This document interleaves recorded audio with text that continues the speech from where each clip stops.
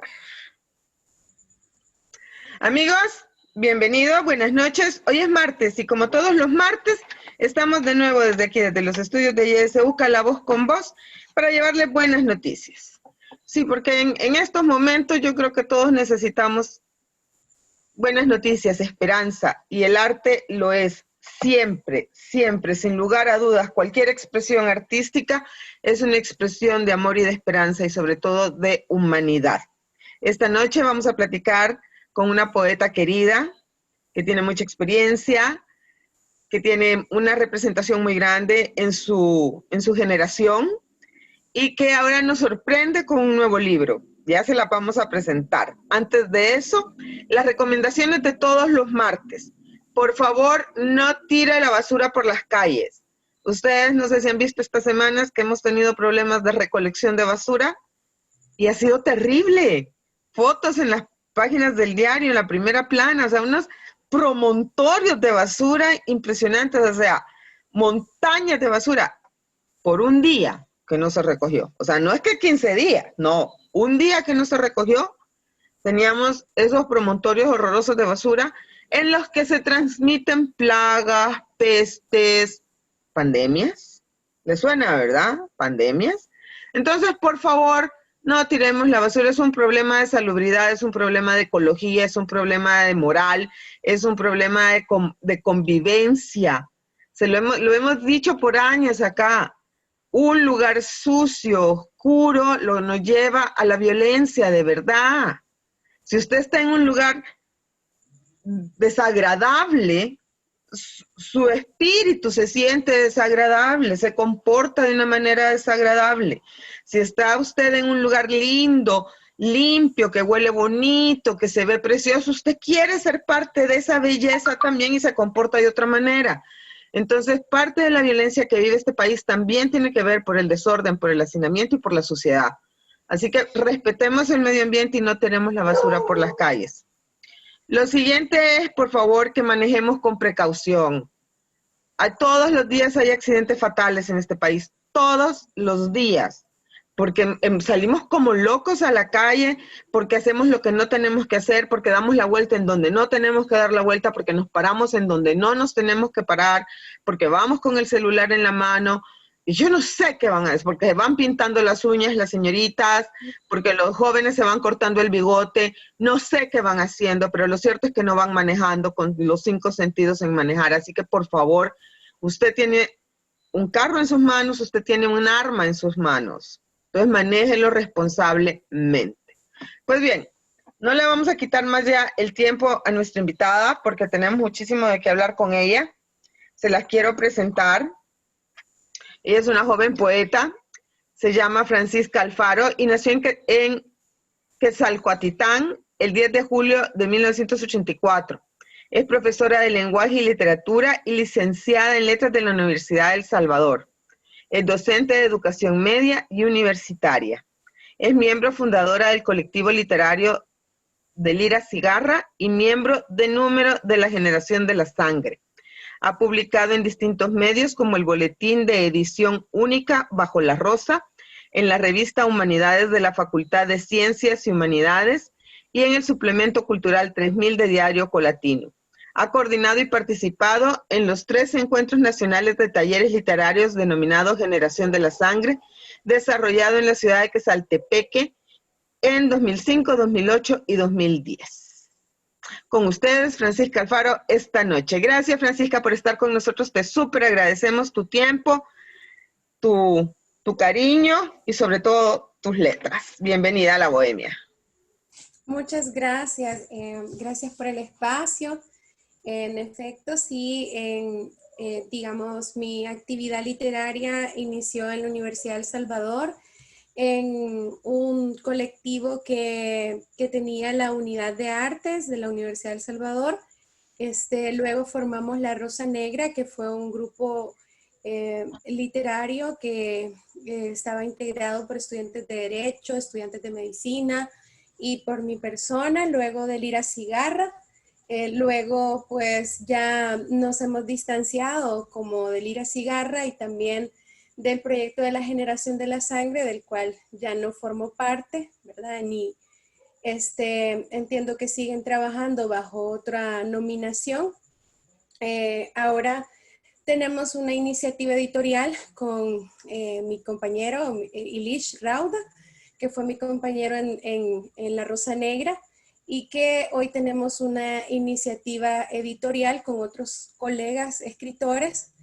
La iniciativa es Índice Libertario, que tiene como objetivo la difusión literaria de poesía, especialmente de mujeres, y de narrativa también de mujeres, ¿verdad? Y ya en un próximo número, pues también vamos con publicación no solo de mujeres, sino también de escritores de narrativa, escritores jóvenes. Así que ese es como nuestro principal proyecto. Ambos escribimos, ¿verdad? Mi esposo Ilish Rauda escribe cuento y poesía. Yo escribo poesía y desde hace un par de años también he iniciado en la narrativa. Escribí, por ejemplo, bueno, que creo que este año salió publicado, es un cuento infantil, ¿verdad? Que tiene que ver con una vaca que me hace recordar mucho mi infancia en el campo. Tengo muchos recuerdos acerca de las vacas que tenía mi familia. Y creo que los niños en El Salvador, eh, aparte de tener pues una necesidad, ¿verdad? De que se construya en su contexto particular una biblioteca, un acervo para que la lectura pueda llegar a cada familia, pues también tienen la necesidad de ver representado su realidad, ya sea urbana o rural. Así que en esa búsqueda, pues estamos siempre tratando de escribir, ¿verdad? Y de construir, pues, nuevos proyectos. Sí. Mira, qué lindo. Primero te quería decir, tú eres licenciada en Letras de la Universidad de El Salvador.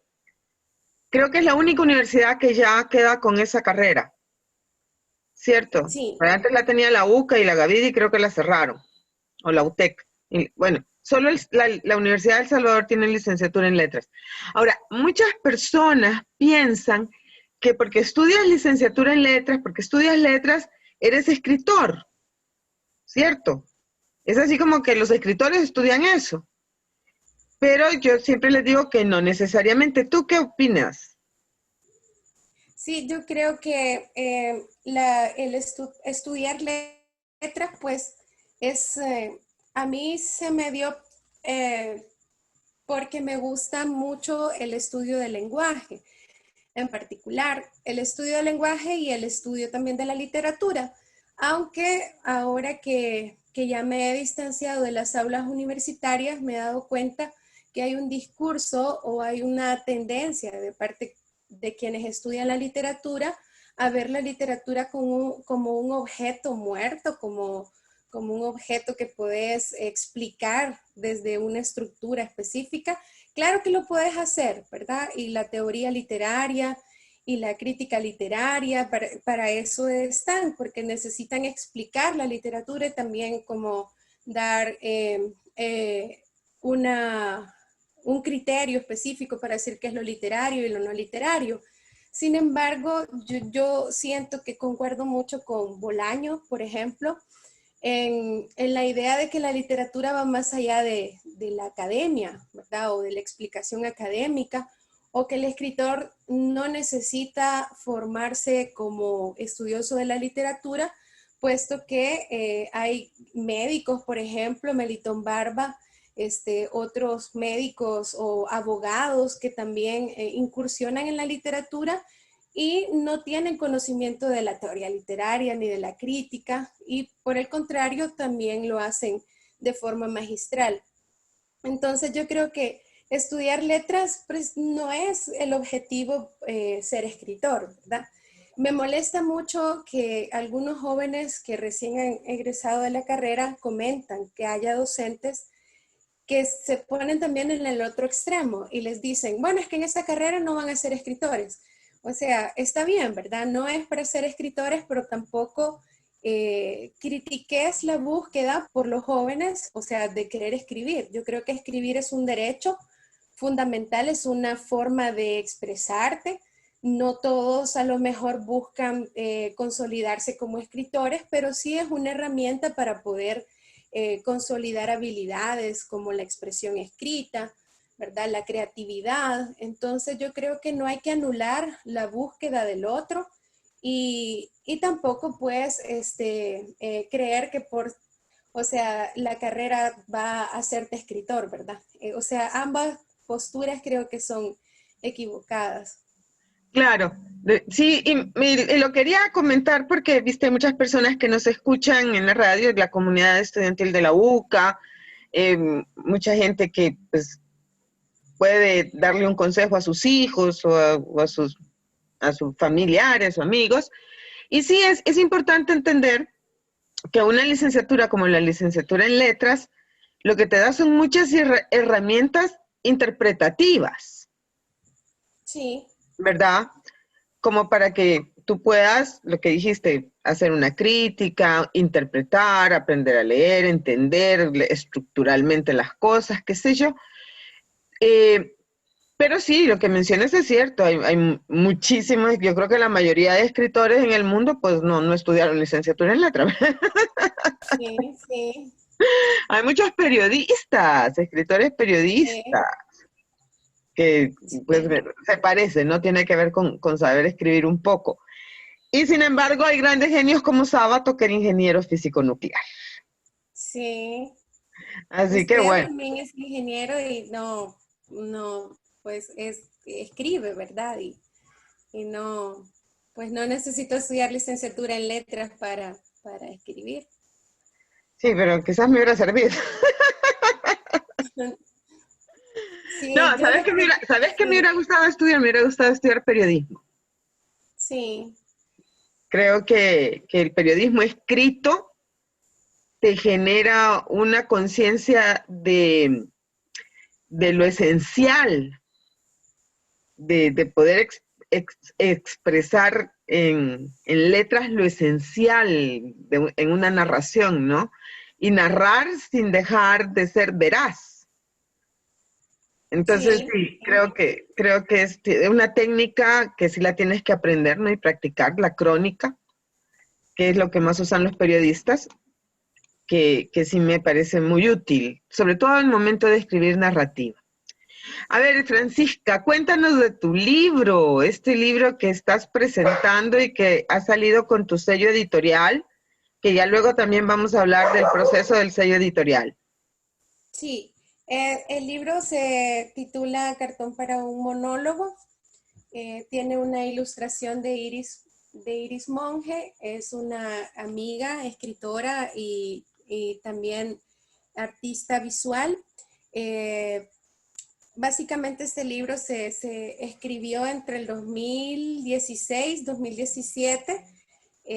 Lo diagramamos para publicarlo con otra editorial, pero ya no se pudo publicar con esta editorial lo dejamos después como un proyecto ya más personal. Entonces vino la idea con Ilish de crear Índice Libertario, más con esa búsqueda de tener pues opciones de poder decir, de poder poner en escena a diferentes escritores, sobre todo escritores de nuestra generación, escritores también con el compromiso de difundir una palabra que tenga esa búsqueda por expresar su propia realidad. Y ahora hemos estado tratando de definir cuál va a ser el camino de esta editorial y en esas búsquedas pues también nos estamos planteando la difusión de la literatura específicamente de mujeres y de algunas generaciones pues del 90 en delante, ¿verdad? Como darles esa, digamos, esa oportunidad de poder publicar su obra. También formar, obviamente, un comité editorial y todo lo que se necesita, pues, para tener como un proceso de filtro, digamos, de lo que se va a publicar. Más en aras de ser una crítica, o sea, de un filtro de esto que a mí me molesta mucho, ¿verdad? De que qué es la verdadera literatura y lo que no es. más que eso, pues unos criterios específicos sobre, digamos, la literariedad del texto, la estructura, lo que se quiere comunicar, y eso es lo que buscamos, ¿verdad? Que nuestro proceso sea abierto para que tenga pues la posibilidad alguien de poder proponer su texto y que se pueda publicar. Eso, inicialmente tenemos la colección Poesía, estamos en proceso del sello, o sea, de la imagen de la colección narrativa, para que ya esté completo, ¿verdad? Poesía y narrativa. Ya después vemos si habrá ensayo o teatro o cualquier otra cosa, ¿verdad? Pero estamos empezando así. Claro, y te lo preguntaba porque pienso que es una aventura difícil. O sea, Sí, la edición en nuestro país, bueno, y en todos los países, la verdad es que uno tiende a ver que donde está es lo peor del mundo y lo cierto es que no es así. O sea, en todos los países la poesía sobre todo es como la cenicienta del cuento. Eh, Desafortunadamente no hay mercado, no hay lectores, ustedes lo saben, pues bien, ¿no? Y es complicado solo pues publicarlo, ya no digamos distribuirlo, venderlo, en fin, es complicado, sí, pero es necesario. Entonces es una de esas cosas que es necesario, es totalmente necesario. Y tal vez en este afán de hacer las cosas podamos encontrar la fórmula que se nos ha ido escapando un poco de las manos, ¿no? Que no hemos llegado a conocer, y es la fórmula publicar, vender, que lean. sí, Que publiques, que te compren y que te lean, porque solo así se termina ese ciclo, ¿no? Y además me parece súper interesante lo que decías de tener un comité editorial.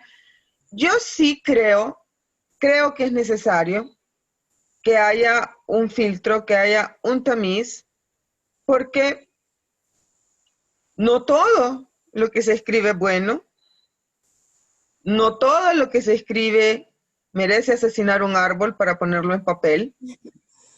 Claro, o sí, sea, entonces, y tenemos que estar claros de eso, o sea, tú puedes estar muy orgullosa de las tres cosas que pusiste en la servilleta, pero eso no quiere decir que esté bien, ¿no? Y sí, también tenemos que ser claros en eso, porque tenemos que abonar al crecimiento del público como lector y tenemos que abonar al crecimiento del escritor. O sea, tiene que haber un estándar. Porque yo desafortunadamente, y a mí me lo preguntan muchas veces, oye, pues publica, no, les digo, yo no publico, yo de verdad publico muy poco, muy poco. Y es porque no creo en las publicaciones de autor. O sea, yo pienso que se ha prestado mucho a, a como a publicar cosas excepcionales, a publicar cosas que de verdad dan pena ajena. Entonces, mientras tu sello editorial se haga de un buen comité, que se gane ese respeto, publicar ahí será importante para quien lo haga, ¿no?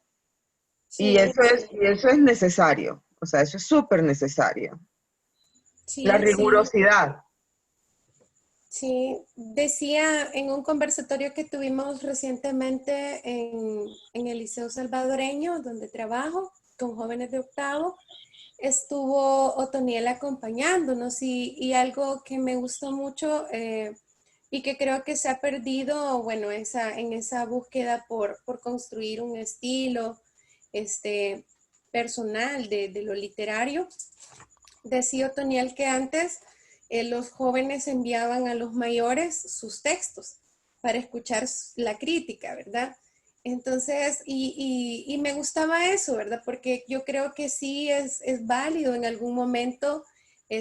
Yo también he hecho eso, ¿verdad? He tenido personas con las que veo, pues, que tienen como más experiencia o alguna trayectoria y he compartido mis textos con el afán, ¿verdad?, de que puedan decirme, mira, Francisca, lo que has escrito aquí, yo creo que solo este poema o este verso, lo demás repensalo o guardalo, ¿verdad?, o ve qué haces. Y eso sí, yo creo que me ha ayudado bastante, siempre pues en esa búsqueda, ¿verdad? De tener como lectores que te puedan decir de forma crítica, también en la parte de lo que querés decir como proyecto histórico, porque yo creo que cada escritor tiene sus propios proyectos, ¿verdad? Claro. Eh, entonces, y uno busca siempre aquellos con los que concuerda de alguna manera en esas voces de lo que querés decir. Y bueno, yo a veces he buscado otros escritores también para esa búsqueda y creo que no sé si es que se ha perdido porque no tengo claridad si los escritores pues de las generaciones más recientes lo hacen o no, ¿verdad? Lo que sí sé es que nos hace falta más sanar un poco en la crítica, establecer canales, ¿verdad? Para la crítica literaria. Creo que no solo literaria, hace falta más crítica en todas las Sí, artes, ¿verdad? En El Salvador, sí. exacto, exacto. No, y Sí, tienes toda la razón. Yo lo que siento, ¿sabes? Es que eh, paradójicamente en estos momentos hay muy poco contacto entre entre los escritores. Hay muy poco sí, contacto. Hubo tiempos más felices. Y yo lo recuerdo allá en los 90, toda la década de los 90 fueron tiempos más felices para este contacto, en donde había muchas actividades y la gente asistía a esas actividades. Eso se perdió, y no tiene que ver con estos últimos 6 meses tan extraños que nos han tocado. Tiene que ver con otra cosa. Yo no sé si es por este tema de las redes sociales y de la virtualidad de las cosas, en donde tendemos a creer que ya con el hecho de estar conectados en Twitter ya no necesitamos la relación personal o asistir a un evento, pero sí siento que en las artes es fundamental, o sea, si yo escribo algo, me debería interesar saber qué escribes tú sí, y asistir a tu lectura, porque hay coincidencia, bueno, lo hablábamos ahorita antes del programa, y con respecto a tu texto, que ya lo vamos a escuchar y lo vamos a comentar también. Y es que esos temas no son generacionales, o sea, no te pertenecen a ti, no me pertenecen a mí, ni le pertenecen a Álvaro Menéndez Leal, ni le pertenecen a Maferrer. O sea, le pertenecen a la humanidad, los vivimos todos, todo el tiempo. Unos más, otros menos, desde otros cristales, desde otros cristales, pero sí es importante que nos conozcamos. Y yo creo que una de las cosas fundamentales de los encuentros de escritores y de poetas es encontrar los puntos de coincidencia, no solo de los poetas salvadoreños de diferentes generaciones, sino de poetas de otros países. Y entonces tú escuchas lo que escriben en Puerto Rico y te dices, cónchale, si esto es lo mismo que nos está pasando a nosotros o que estamos escribiendo a nosotros. Y eso es importantísimo para el desarrollo, ¿no? Para tu desarrollo personal. De hecho, creo que eso sí se ha perdido, ¿ves? Creo que uno va a los encuentros de poetas o a las lecturas y estamos los mismos 4 o 5 de siempre, pero no hay como un renovarse, no hay como un interés más generalizado por ser parte de ese círculo, por conocernos. Antes nos encantaba conocernos, o sea, encontrarnos, saber quién sos, qué haces, dónde estás. Ahora no, o sea, es todo como más hermético, como yo escribo, yo voy a hacer mis cosas y ahí veo si te gusta o no te gusta, ¿verdad? Sí. sí. Sí, sí, puede que esté ocurriendo eso. Y también yo le decía a Otoniel, ¿verdad? Que a mí me alegra mucho pues la actitud que siempre he encontrado en otras generaciones respecto al trabajo que, bueno, desde la Rosa Negra, después de Lira Cigarra, ya recientemente el trabajo individual. En 2014 estudiaba la maestría con Alan Barrera, amigo y compañero, escritor, y ambos ganamos los Juegos Florales de 2014, después de un cierre creo que hubo de los Juegos Florales. Y luego, Uno de esta, tantos cierres de los Juegos sí, Florales. esa etapa me significó mucho, ¿verdad? Porque pues yo siempre he tenido como esa percepción, ¿verdad? De que los demás, los de las generaciones que me anteceden, pues realmente a mí me gusta mucho leer sus textos. Lo hago sin ningún afán de establecer un tipo de comparación, de ver quién escribió primero sobre un tema. O sea, y me ha parecido así como muy medieval, aunque lo medieval es bonito, pero cuando se discute quién escribió primero, por ejemplo, sobre lo urbano. Entonces yo digo, bueno, y si a la par estaban escribiendo sobre lo urbano, ¿cuál es el problema, Es que verdad? el que escribió primero sobre el urbano fue aquel cavernícola que dijo, esta es Sí, una cueva. O sea, esa fue la primera. sí, O sea, sí, ¿verdad? son Sí, temas, imagínate, ¿quién escribió primero sobre el amor? Dime, sí, sí, es ridículo. sí. Y a veces en ese sentido creo yo, ¿verdad? Que nos hemos distanciado un poquito de esas discusiones y yo siempre he dicho, bueno, todo texto que ha sido a lo mejor pues publicado con cierta rigurosidad y esfuerzo, pues merece la lectura, ¿verdad? Y que se le difunda y que se hable de la obra, más que del autor, que el autor es importante, pero debería ser pues objeto de la crítica a la obra, ¿verdad? Claro. Y dejar de lado pues no sé, los como revanchas y cosas por el estilo, aunque yo creo que yo nunca he sufrido pues de ello, ¿verdad? Entonces, No, yo eh, pienso que no, no pasa, no nos pasa a nosotros. Yo lo sí, que sí creo es que hay mucho distanciamiento.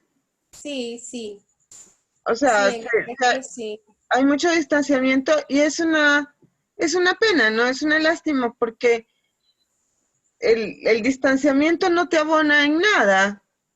El acercarte te abona lo que tú decías. Yo siempre he sido muy, muy abierta, por ejemplo, a que en una lectura venga alguien como Castro Rivas y me diga, mira, Ida, fíjate que esto que leíste me parece que tiene un problema de redundancia. sí, O esto que leíste me parece que te quedaría mejor desde acá.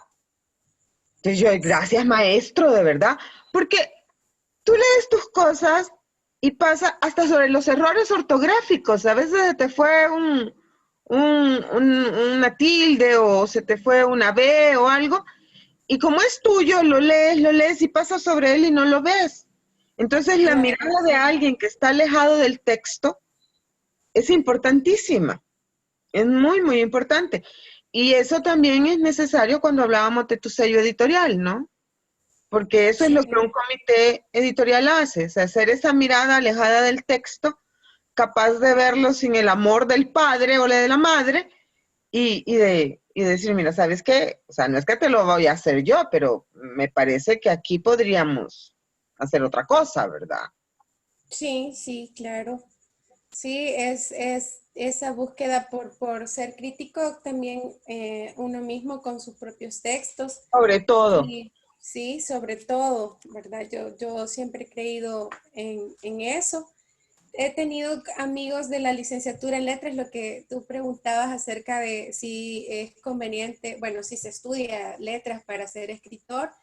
Hay compañeros, bueno, que escriben, sé que todavía escriben desde 2005, que siempre envían a los florales y alguna vez me dicen, mira, yo ya no voy a enviar porque no gano nada y estoy como, o sea, y le digo, mira, vos escribís para enviar a los florales o escribís porque realmente tenés necesidad, ¿verdad? De escribir y tenés algo que decir. Claro. Primero planteate eso porque si escribís para lo otro, pues yo creo que No vas a ganar nunca. mal, sí, porque no, o sea, no es eso, ¿verdad? No nos interesa o sea, si se gana, qué bueno, ¿verdad? Porque toda compensación económica es buena, y todo reconocimiento, pues de alguna manera te ayuda a tener un diálogo, más que a sentirte así, ¿verdad? Que tenés un reconocimiento, a tener un diálogo con lo que se está escribiendo, con lo que la gente cree que es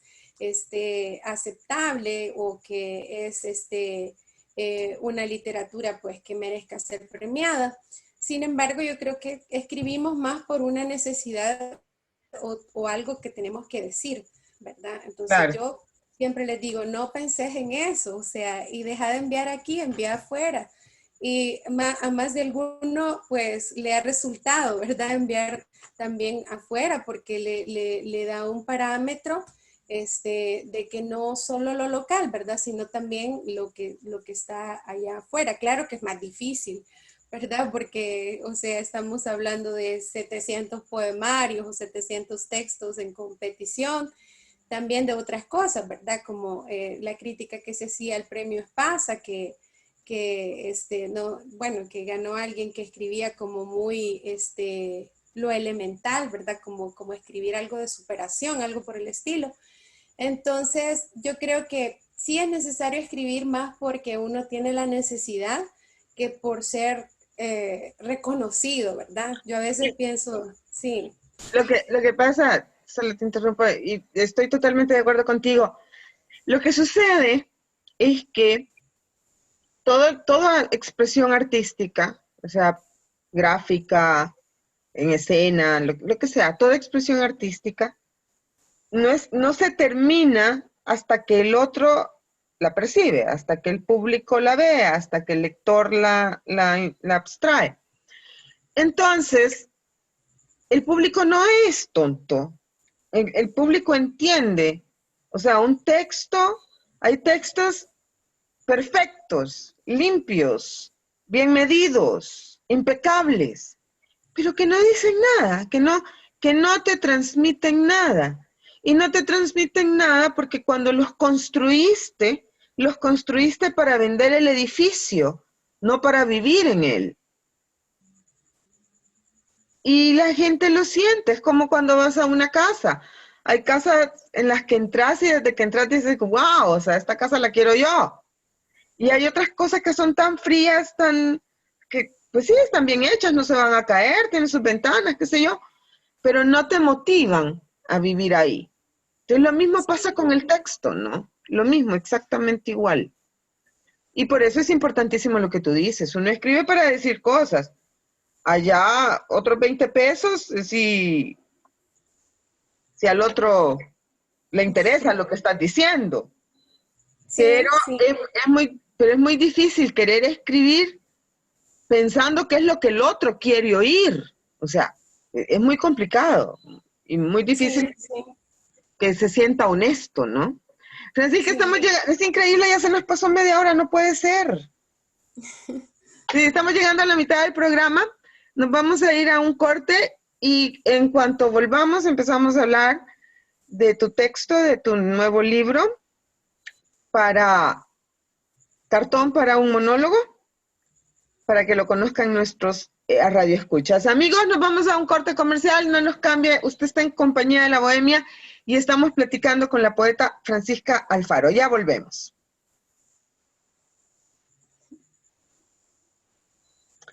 Bienvenidos de nuevo, aquí estamos de regreso desde YSUCA, La Voz con Voz. Usted está en compañía de La Bohemia.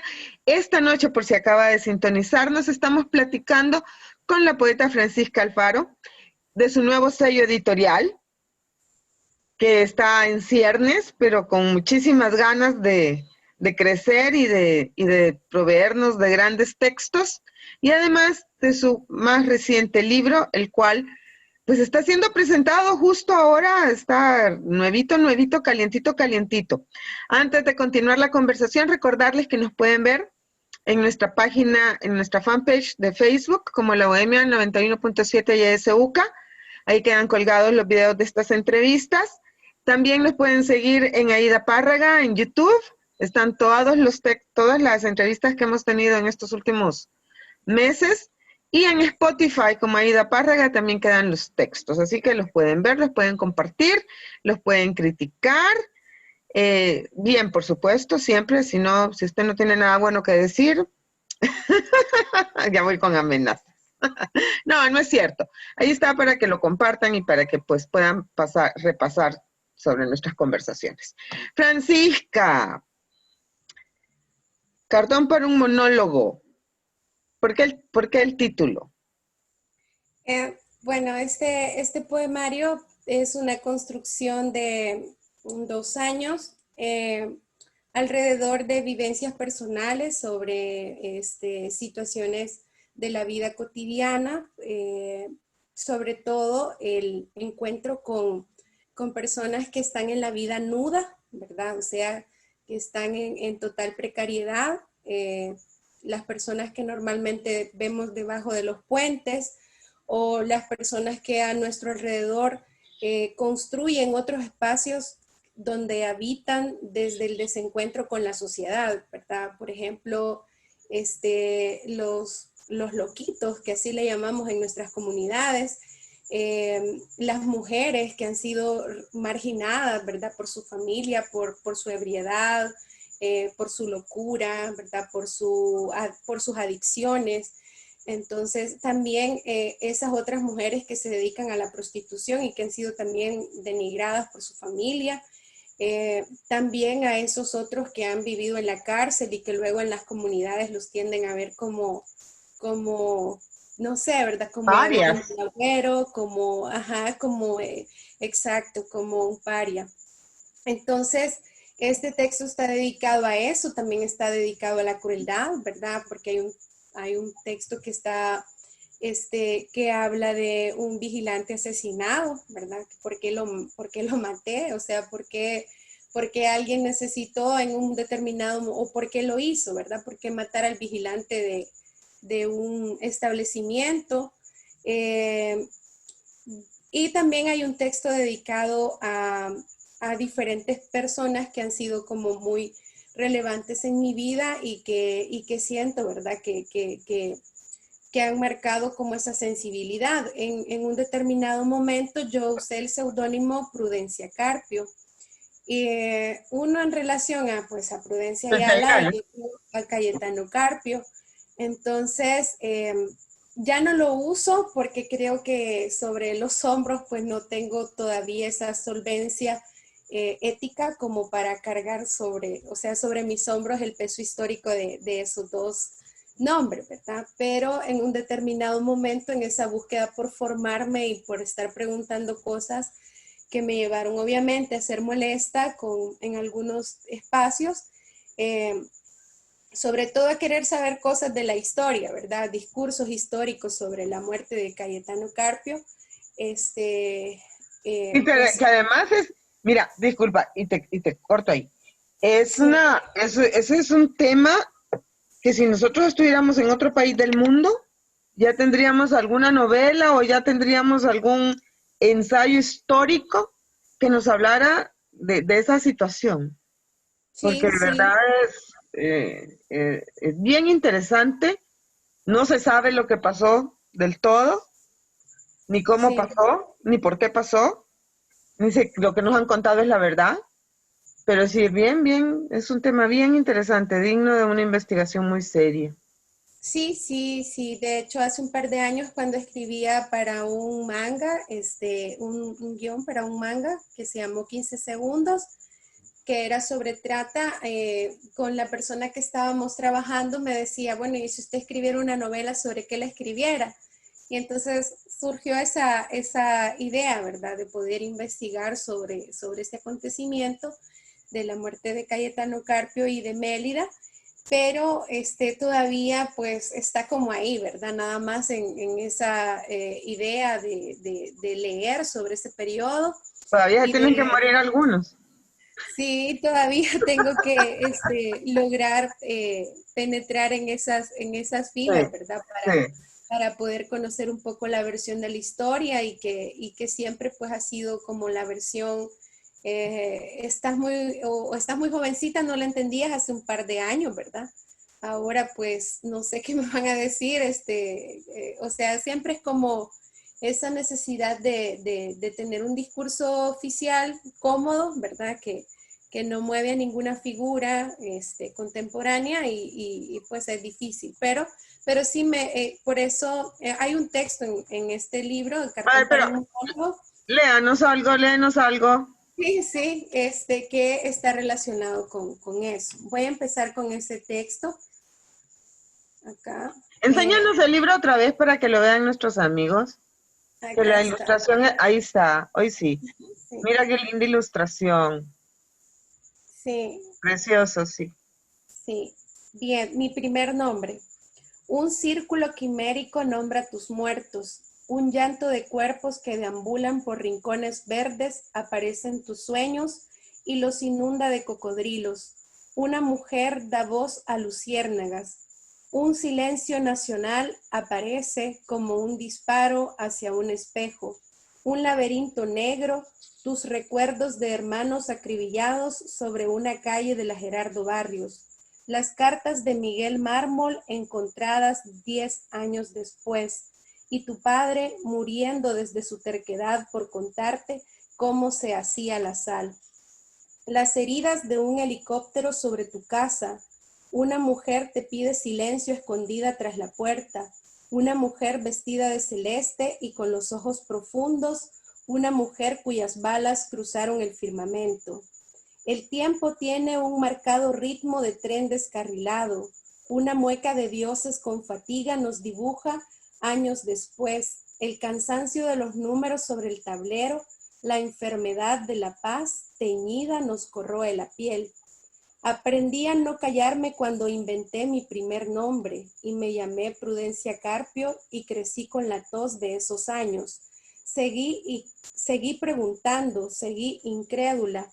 Abril de 1983 tiene la huella de la infamia, la mirada de Ana María, el olvido de Marcial, el macabro juego de los dados. 16 de noviembre de 1989, La Ponzoña, 8 crímenes con luz amarilla. 4 de abril de 1999, una jauría de homicidas y pederastas envenenando la leche de los niños. Junio de 2010, La Ceniza. Mexicanos es fuego. Madres maldicen la tormenta del odio, el estrépito de los lamentos que nadie escuchó. Y este tiempo que no deja de gotear decapitados, y este tiempo que no para de reírse en su circo blanco, mientras los gusanos infectos nos dejan sin habla. Un círculo quimérico con banderas, un paraíso perdido que no llegó, un niño enfermo abandonado a su suerte. Y nosotros no tenemos otro sol, no celebramos la paz desde oficinas con polvo, no haremos recuerdos sonrientes de este tiempo. Es nuestra palabra o nuestra vergüenza la que nos queda en las llamas. Aprendí a no callarme cuando inventé mi primer nombre y me llamé Prudencia Carpio y crecí con la tos. Bueno, ese es el texto Es muy que lindo. ah, sí, es mi primer nombre, este texto. Bueno, es como ese recorrido por diversas memorias sobre la guerra. Cuando estaba pequeña, mi mamá era cocinera en una casa en la San Francisco. La señora pues tenía dinero, ¿verdad? Era dueña bueno, tenía acciones en Pops y en otras empresas, y en ese momento que la guerrilla se había tomado la colonia, era la ofensiva, pues ella estaba comunicándose, ¿verdad? Por radio con un familiar militar y le exigía, ¿verdad? Que llegaran rápido porque los guerrilleros se habían tomado la zona y que nos iban a matar a todos. En fin, ¿verdad? Y yo escuchaba todo eso y nos metíamos debajo de las camas. Y esa vez sí yo pude ver una guerrillera, siempre lo tengo aquí presente, ¿verdad? La vi en el portón, estaba ahí, me decía que me callara, y ese recuerdo, ¿verdad? Del helicóptero, de la guerrillera y de todo lo que vivimos en ese momento, pues siempre está ahí, ¿verdad? Claro. También sí, vivíamos cerca de la Gerardo Barrios, ahí cerca vivía Miguel Mármol, ya Miguel Mármol, y mi papá lo conocía. Ya Entonces, grande, ya bien sí, grande. sí, de hecho fuimos a su velación. Yo no recuerdo así mucho de eso. Y años después, cuando mi papá trajo algunas cosas que tenía guardadas en una bodega donde trabajaba, y luego que mi papá muriera, encontramos cartas, ¿verdad? Cartas que él tenía con Miguel Mármol, ¿verdad? Ay, qué Que él, lindo. sí, y en esto de que nos hemos mudado de casas, bueno, 2 veces, no las hemos encontrado y yo lamento tanto que en mi adolescencia pues no haya tenido la precaución de haber guardado esa correspondencia, ¿verdad? Más que todo para como memoria, ¿verdad? No, además son documentos históricos, porque Miguel Mármol es un personaje de nuestra historia y su correspondencia epistolar con tu padre, con sus amigos, con su familia, tiene que haber estado marcada por un pensamiento ideológico, filosófico, pues era un hombre muy comprometido, con una historia impresionante, del que se conoce muy poco, como de todos nuestros personajes históricos, ¿verdad? Entonces, Sí, sí, sí. esos documentos de un gran valor. Sí, sí, de hecho, pues mi papá siempre me hablaba de Soyapango como ese escenario donde él se encontraba a veces con Miguel Mármol, el mago rojo, él decía así, no sé Ah, qué por lindo qué. seudónimo. Sí, sí, él, bueno, tenía varios seudónimos, no recuerdo los que me decía mi papá, ¿verdad? Pero también me hablaba de Roberto Armijo, que en un determinado momento lo conoció, que le decían el negro, así me decía mi papá, ¿verdad? Y también pues mi papá había un poco cambiado las versiones acerca de las cosas, poco a poco se fue poniendo mayor y pues la verdad es que lamento no haber tenido la edad que tengo hoy como para haber tenido esa capacidad para registrar eso, pero también pues lo poco que él fue diciéndome sobre sus vivencias como organizado han quedado como memoria, ¿verdad? En esa. Claro, Ujú. Sí. importantísimo. Léenos otro texto, Francisca, por favor. Sí, sí. Vamos a ver. Acá, acá. Ventajas de ser sordo. No escuchas cómo te nombran los dientes de los muertos. No escuchas cómo callan los pies helados su estúpida venganza. No entiendes las señales que hacen los gorriones vírgenes después de beber el veneno que corre por tus llantos. Nadie es capaz de hacerte callar de una vez con el estallido inoportuno de los inviernos anidados en las alas. Nadie es capaz de hacerte llorar tras la mutilada página donde los hijos dibujan a su madre muerta. Eres el perfecto sordo que come cristales y escupe pedazos de dientes quebrados sobre el papel china que le sirve a la locura para escribir sus monólogos. Esta es ventaja de ser sordo. Voy a leer este otro. Líneas en la pared. Cuenta las líneas, dibuja con ellas candelabros, ceniceros, orgías de huesos trashumantes. Dibújate un cementerio clandestino, lleno de colmenas en las ramas de los árboles, con fémures. Imagínese cabezas cortadas que aún tienen un frío olor a miedo. Piensa en ellas y 300 gritos solemnes e infelices acudirán. Todo es una línea en la pared. Los nombres han sido dichos. Tú conoces a tus muertos. Los has saludado en tu bula de sangre. Tú eres otra línea en la pared y otro rostro más en la mueca de los espejos oscuros. Qué lindo. Sí, es un poquito fuerte a veces. La loca del semáforo de la 25. Eres una cabra, incontenible en la soledad de un prado, arremetiendo contra los pastos, y en alguna encrucijada gritas como una mujer absurda y perdida. Te salvas del viento, te quemas, cabra loca, te pierdes, te quedas en la luz amarilla, desnuda en la luz amarilla, sangrando de la nariz y con fatiga, arañando la tierra, pensando tus lunares en tus ojos de vieja. La tempestad recoge manzanas podridas, gira con ambiciosos arcoíris y tú te conformas con zapatos para llenar tus bolsas de señora. Esa es la loca de la 25. Eh, Razón en el lodo. Me encanta tu vestido roto, tus dientes brillantes. Aún pareces una mujer, aún tienes bonitos ojos, aún te llamas Carolina. Sé que la piel es una sombra y a ella acude el ocaso y eres la loca de la Ruta 52, y eres una mujer en espera de la muerte, y eres todas las mujeres. Vigilando tu insomnio te muestras, cual efímera planta de tarde, fumas el tedio de las sombras hambrientas, y te anegas de alquitrán hasta en el alma. Loca, loca, loca, tu cabeza es un árbol. Recoges pájaros grises y consuelas tristes bestias atadas a ti por la pasión.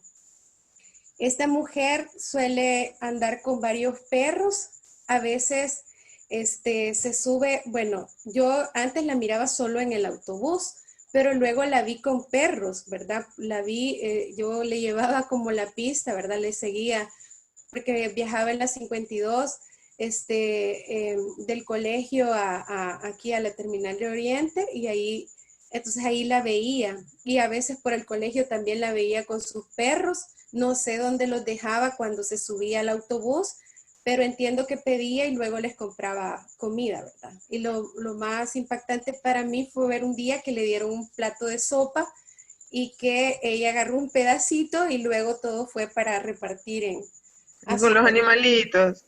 Sí, Ah, entonces eso fue yo creo que le he como, visto, ¿sabes? Yo creo que le he visto y creo que debe ser la misma persona. Yo creo que vivía ahí en Soyapango, ahí por el lado de las Margaritas, la Campanera, porque alguien que vivía por ahí me decía que la veía subirse, pero que él la veía subirse al bus con los perros, que le permitían subir a los perros para sacarlos de sí, ahí. sí, sí, una vez también la vi con los perros en el autobús. Pero Voy a además, buscar. imagínate, te voy a decir, imagínate esas personas, porque también he visto, ¿sabes? Ahí por el puente de Molsa, Sí, a un chavo que anda como con 5 perritos también y los lleva amarrados, no, los cuida, los sí, lleva amarraditos y entonces te das cuenta de la profunda ternura que esas personas deben de tener en su corazón, porque hay gente sí, que como maltrata a los animales, ya el que maltrata a un animal no respeta nada, o sea, no respeta nada. Y esta gente los cuida, lo que tú dices, su comida la comparten con ellos como que si fueran sus hijos, y realmente lo son, ¿no? Sus sí, compañeros, su consuelo. Entonces, sí, sí, sí. de profunda ternura. Yo conozco esta pareja de la que usted habla por Molsa, porque, bueno, yo vivo por aquí cerca en la chacra y la pareja, bueno, a ella le suelen decir aquí la jocotona, ¿verdad? Es como el apodo que tiene, el sobrenombre. Ella tiene una historia muy, muy terrible, ¿verdad? Y yo los admiro mucho porque pese a a la necesidad en la que siempre están, ellos pues tienen ahí a sus perritos, hoy les han construido una casa, entiendo yo, ya vi su casa y veníamos con Ilish y vi la casa aquí cerca, me alegra mucho porque pues sí, ella ha hecho familia con él, ¿verdad? Con el señor y con los perritos, ¿verdad? Entonces, Claro, sí, sí. Así que sí los conozco a ellos. qué lindo. Sí, fue, A mí sí sí, me causa profunda ternura, porque yo soy una defensora acérrima de los animalitos. Mi niña, eh, tu libro, ¿dónde lo podemos encontrar? sí, bueno, inicialmente ya está en trámite para que quede en librería UCA, ¿verdad? Se va a encontrar en la librería UCA a partir de la otra semana, entiendo yo. Ahora, si se quiere pues comprar en esta semana, se puede hacer con Andrés Moss a través del dealer de libros.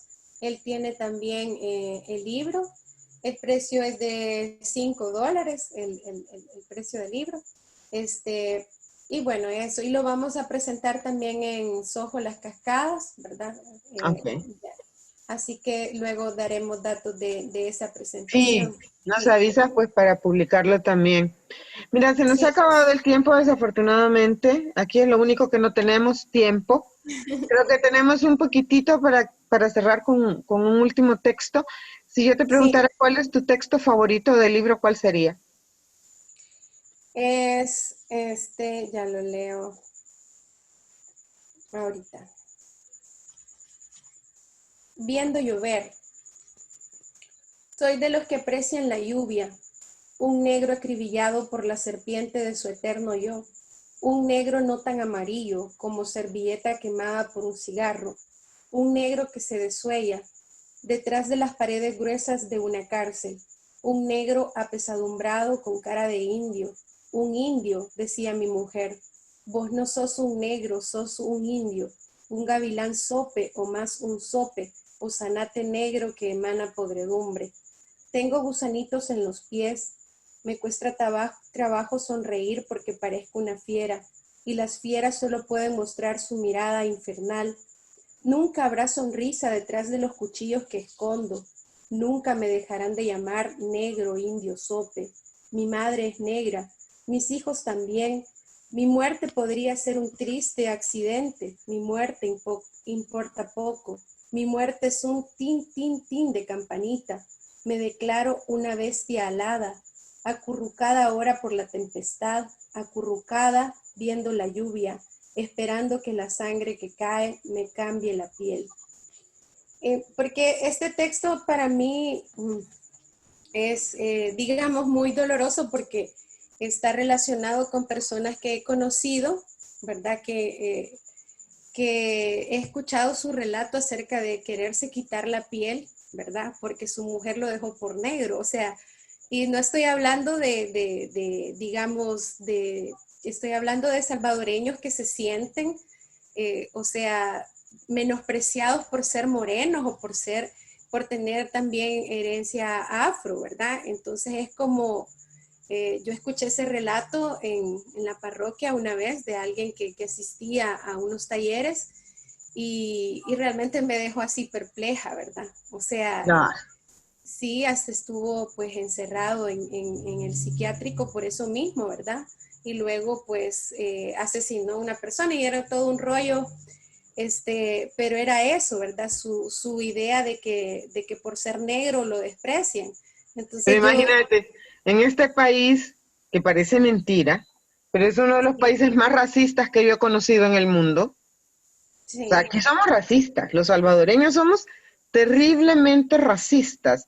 El color de la piel, el estrato social, el color del pelo, de los ojos, la nariz, o sea, cualquier cosa. Fácil, fácil, ay, el negrito, el indito, el zanatillo. Fácil, fácil, no es difícil escuchar esas expresiones en nuestro país. sí, sí, sí, Y en ¿verdad? todos los estratos, porque este no es de clase, o sea, todos los estratos, donde estés, el que sea machelito, ya sea obrero, ya sea de jornalero, ya esté jalando cartones en el mercado. Pero si por alguna razón genética mal averiguada salió chelito, él se cree superior a los que no lo son. Te lo Sí, firmo. sí, sí, sí, ¿verdad? Entonces ese texto para mí es, porque también lo he escuchado de mi familia, ¿verdad? En algún momento he escuchado a alguien de mi familia, a quien quiero mucho, decir, no, pues sí, pero como yo fui negra, ¿verdad?